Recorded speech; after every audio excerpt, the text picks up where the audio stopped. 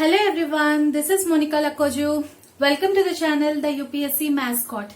Here we are starting a new series relating to the Indian economy by Sanjeev Verma sir. So friends, please take notes while watching these classes. These classes are very helpful for you in making your concepts clear.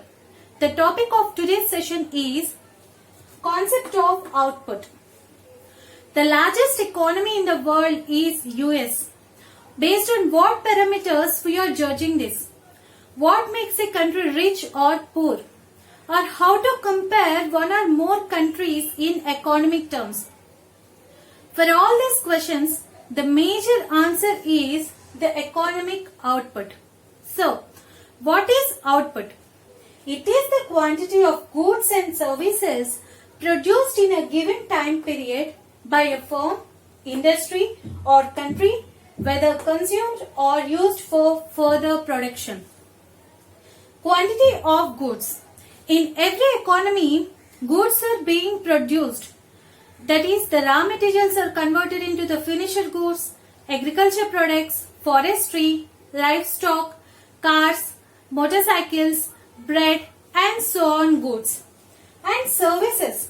Services are also being rendered, like banking is a service, insurance is a service, shipping is a service, and so on services. So, the production of goods and services are referred to as the economic activities. So, who are the producers of these goods and services in an economy?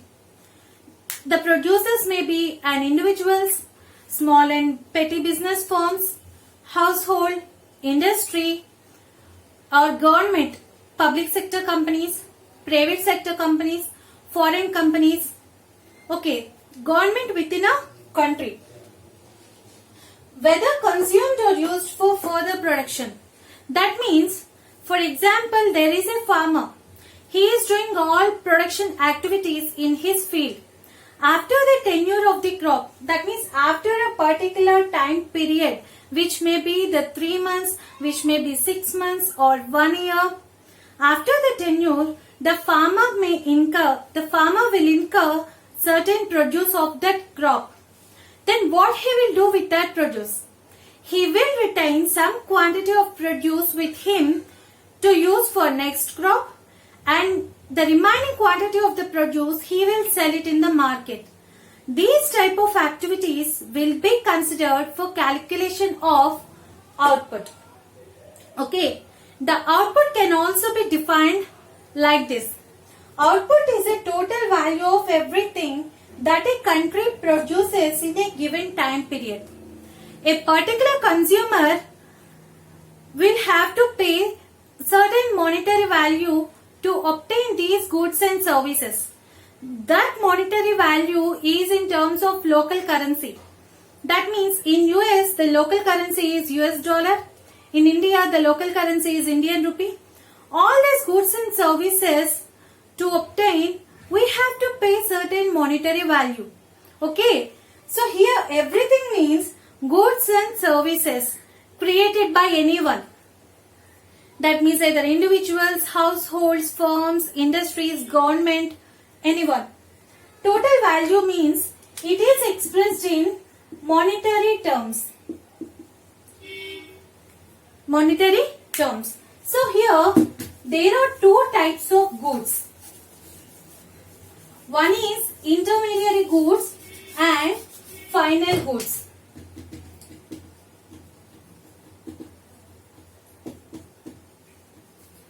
Remember one thing, we should not include both these goods in our definition of output. So what happens if we include both these intermediary goods and final goods in output? This causes the counting of the same thing twice, which inflates the output of an economy. Okay, for example, wheat plus milling flour gives rise to bread. Okay, the monetary value of this bread only we have to consider for calculation of output. So, output should have the final goods in order to avoid double counting. Okay, there is another example. Sale of second-hand cars. Is this reflect in the output of an economy? Certainly no. It should not reflect in our output because this particular car have been already included one time at the time of manufacturing. Okay, so it does not come under the fresh production.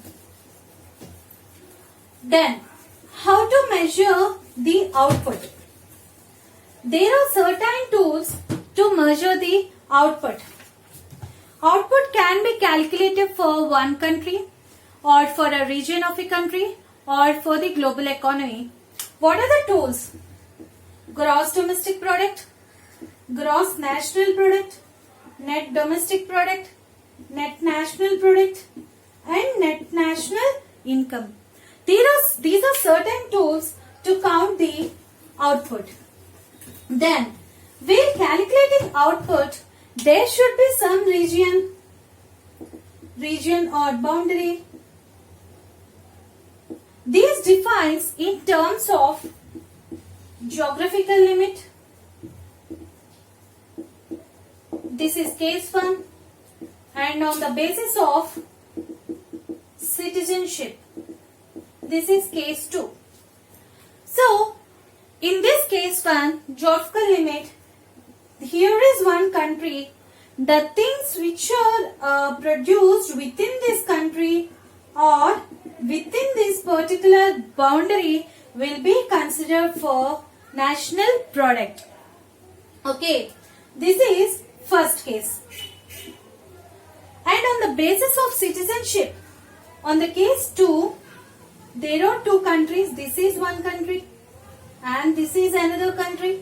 The citizens of this particular country can produce within this boundary or other boundary. The production is based on citizenship. These produce will be considered for calculation of national product. Then, there are some Indian nationals in abroad and there are some foreign nationals residing in our country. Then, we have to include the income of Indian nationals from abroad and we have to deduct the income of the foreign nationals residing in our country. That means domestic product plus income of Indian nationals from abroad minus income of foreign nationals residing in our country, which gives you total national product. Okay, this is on the second case on the basis of citizenship. There are certain things which we should not count for consideration of output, such as if a mother is preparing food for ourselves inside the home, it should not be counted. But if she is preparing food on commercial basis, it can be considered for calculation of output. Then, how to produce goods? What are the factors of production of goods? The factors are land, we all know that, labor, capital and entrepreneur. Okay, now here output and income are two sides of the same coin. Also, output is referred as the product of an economy. That means the domestic product is equal to the domestic income of an economy. Okay, domestic product is equal to domestic income of an economy. This is briefly about the concept of output. For more channel updates, please click on bell icon. For queries, post it in the comment section. If you like my video, please share and subscribe to my channel. Thank you. Have a nice day, friends.